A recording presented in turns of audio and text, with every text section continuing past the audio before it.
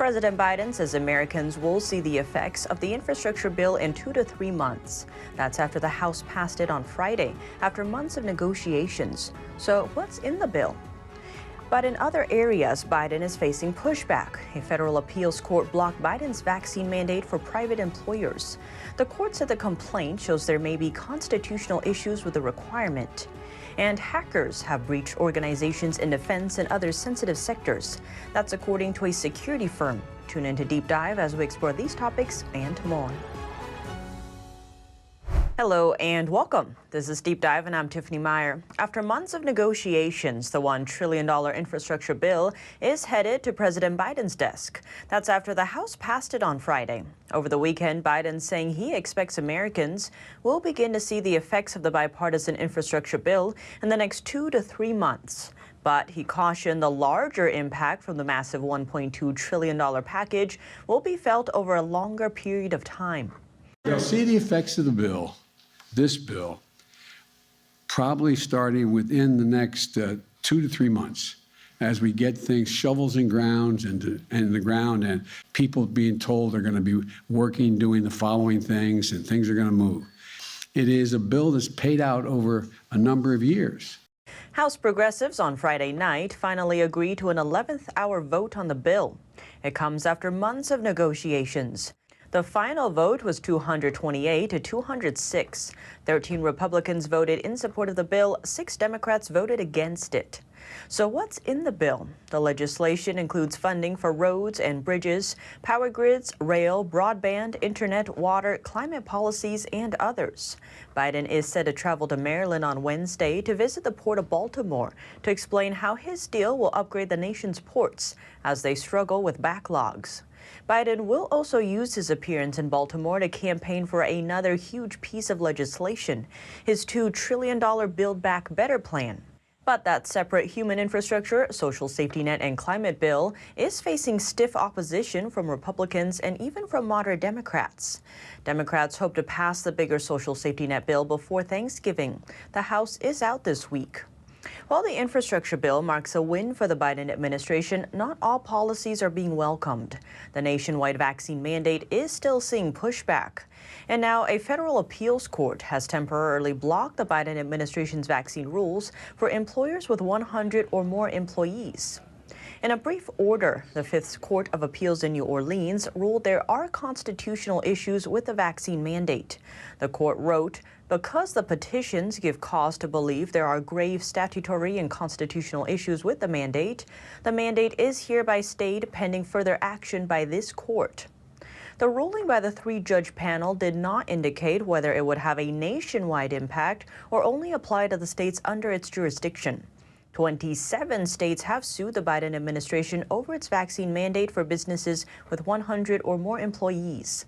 The rules released on Thursday would require those employers to have employees vaccinated by January 4th, 2022.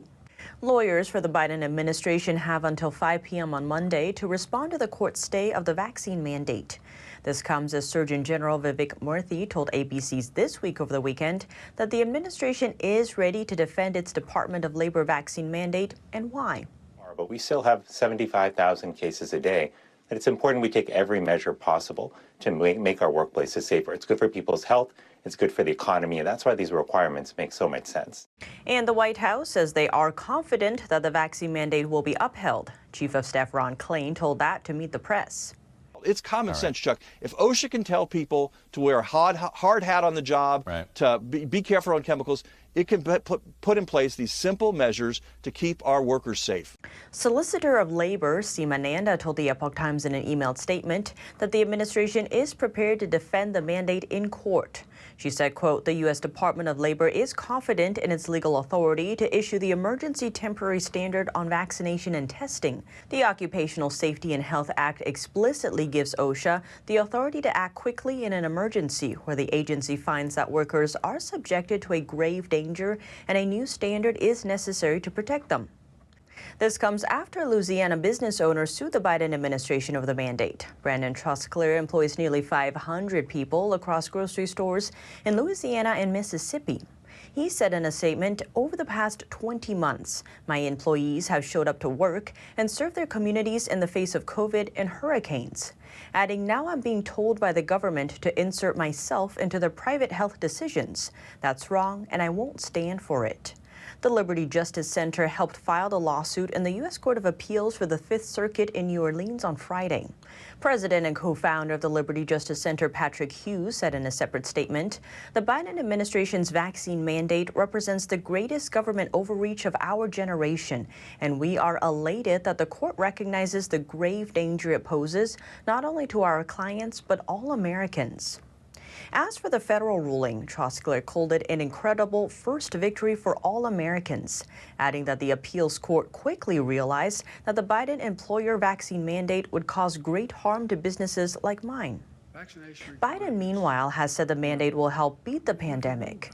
And in other news, a cybersecurity research firm says foreign hackers have breached 9 organizations in the defense, energy, healthcare, technology, and education sectors.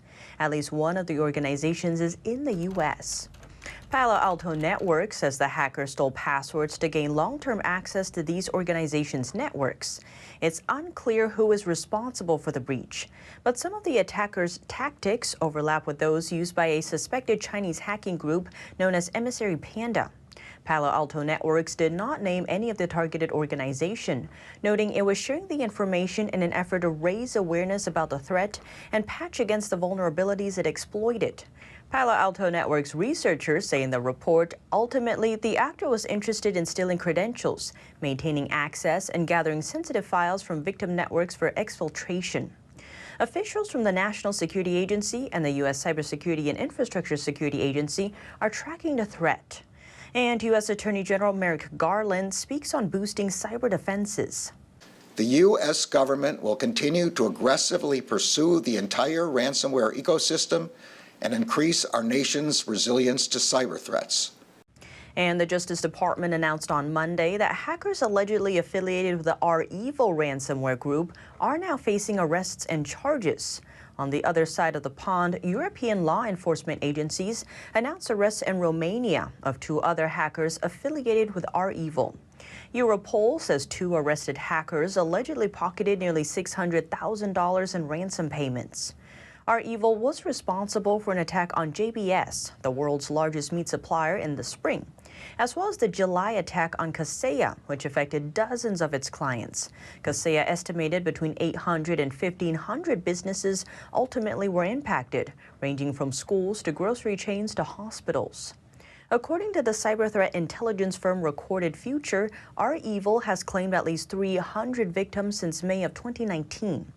And ever since the Colonial Pipeline attack in May, the Biden administration has bumped up countering cyber attacks to a top priority.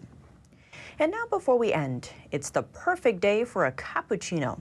That's because November 8th is National Cappuccino Day, a time to celebrate the classic Italian espresso drink. While many Americans might think it was invented by Starbucks, its origins go well back into history. The name comes from the Capuchin friars in the Old Country, who wore distinctive robes with hoods. While cappuccino has the distinctive steamed milk foam topping, most believe the moniker actually came from the color of the monks' robes. Ways to celebrate this caffeinated holiday include visiting local favorite coffee shops and, of course, posting about it on social media with the hashtag Cappuccino Day. But what do you think? Let me know below. Thanks for tuning in to Deep Dive. I'm Tiffany Meier, and see you soon.